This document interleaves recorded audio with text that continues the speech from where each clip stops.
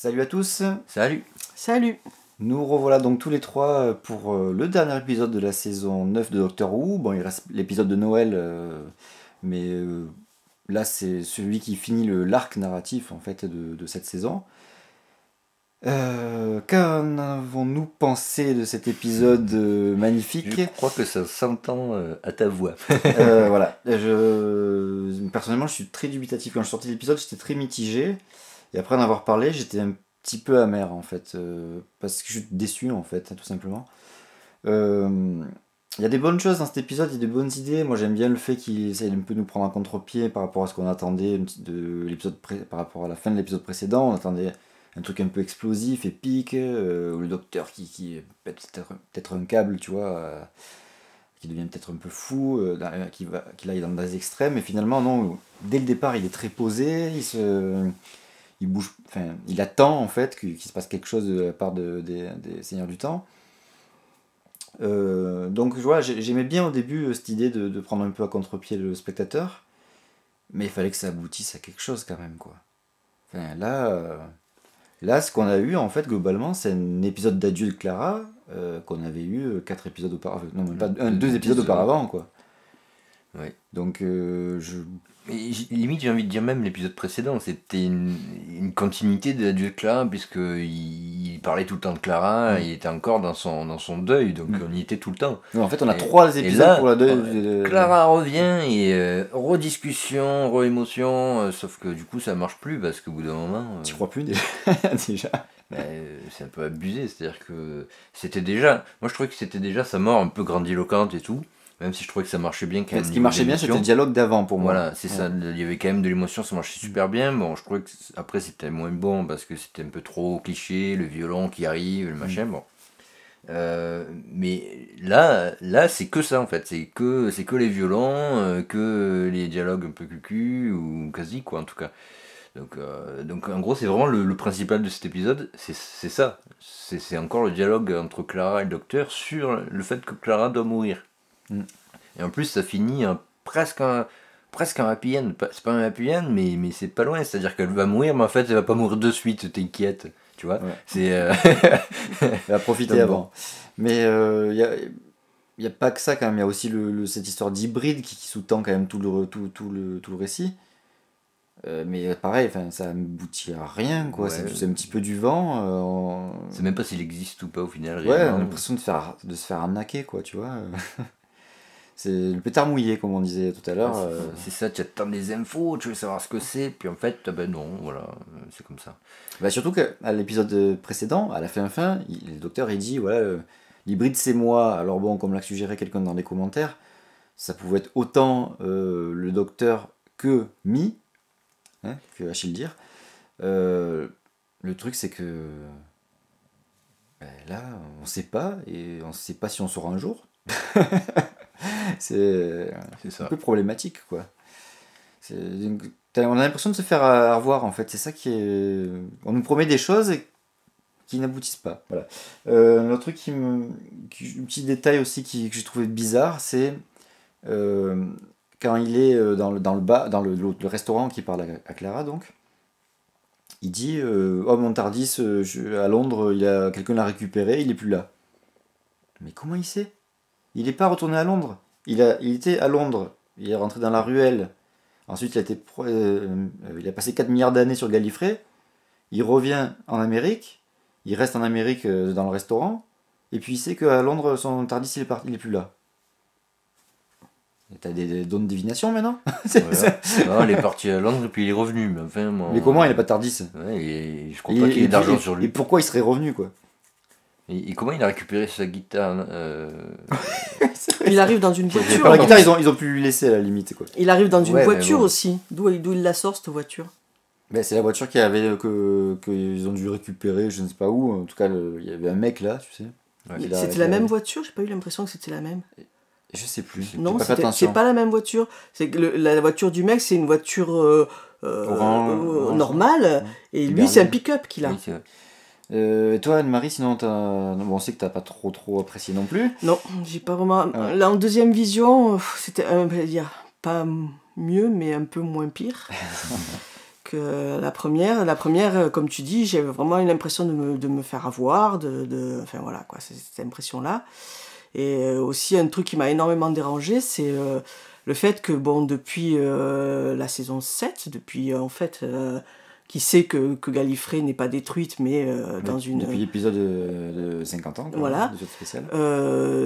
On nous fait un peu mousser cette recherche de Gallifrey. Bon, on ne voit pas tellement la chercher ni rien. Bah mais... si, à un moment donné, il va à un endroit où il pense qu'elle est, puis oui, voilà. il a les deux coordonnées, puis il arrive, il n'y a rien. Voilà, bon, on nous fait un petit peu mousser ça, la recherche de Gallifrey, ça a l'air important pour lui et tout ça.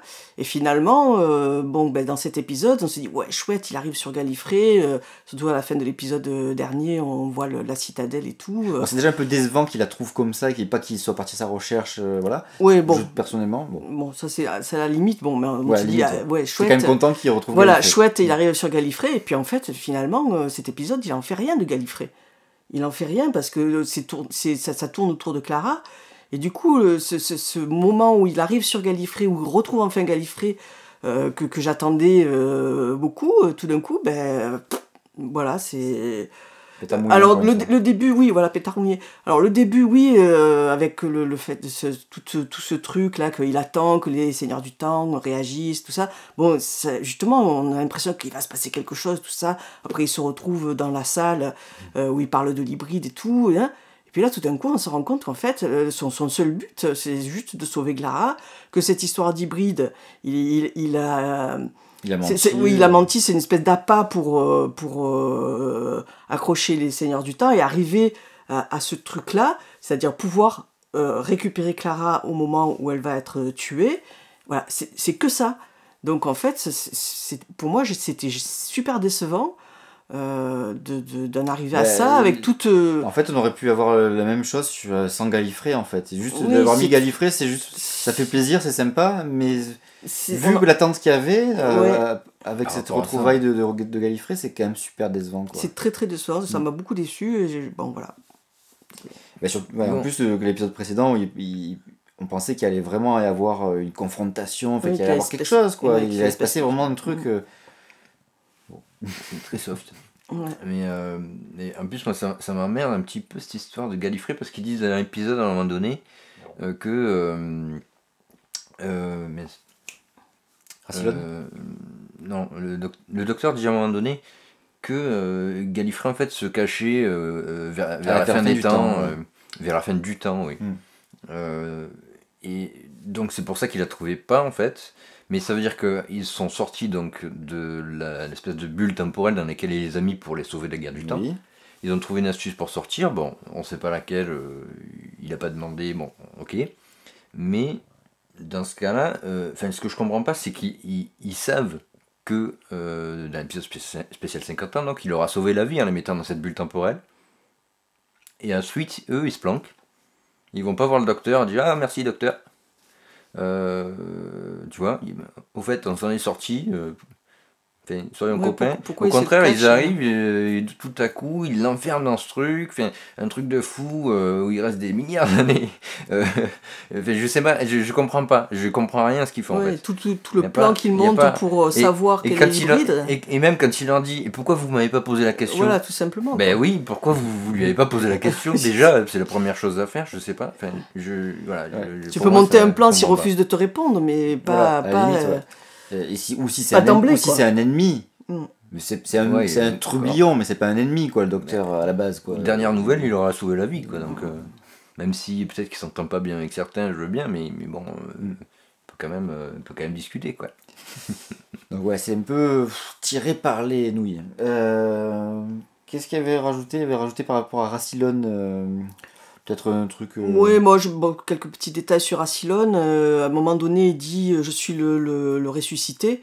Donc, en fait, ça fait allusion au fait qu'il a été effectivement ressuscité pour la guerre du temps, puisque la seule fois où on le voit dans la série classique, en fait, il est mort. Enfin, il est mort, si on veut, parce qu'en fait, il est mort sans être mort, puisqu'il intervient quand même, mais il y a sa tombe, on voit son corps...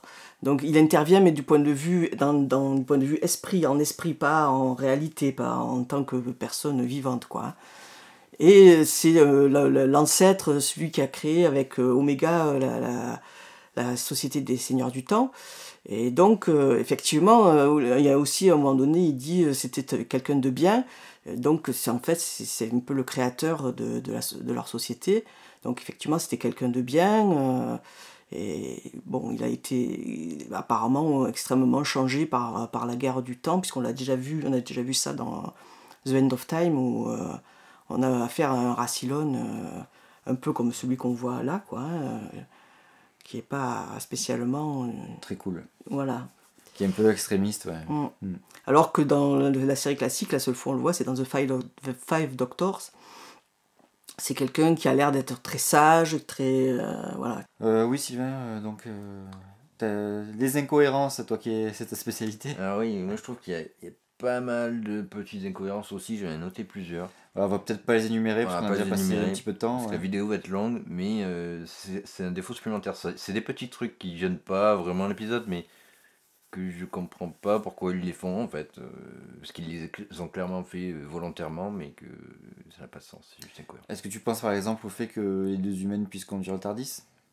Par exemple. Ouais, ça, oui. Alors, c'est peut-être pas une incohérence, on en a parlé après, on peut trouver une explication dans le fait que Mi, elle a pu apprendre, vu sa longue vie, vu tout ce qu'elle a acquis comme connaissance, a priori, Ouais, mais elle a pu apprendre à piloter un il TARDIS. suffisait de rajouter une phrase dans un dialogue pour dire t'inquiète, je sais le faire maintenant, et hop, ça passait.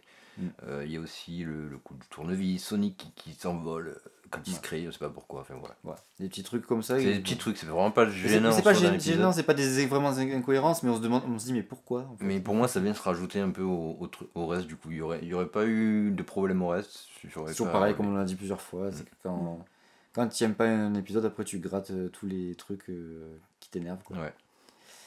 Ouais. Voilà.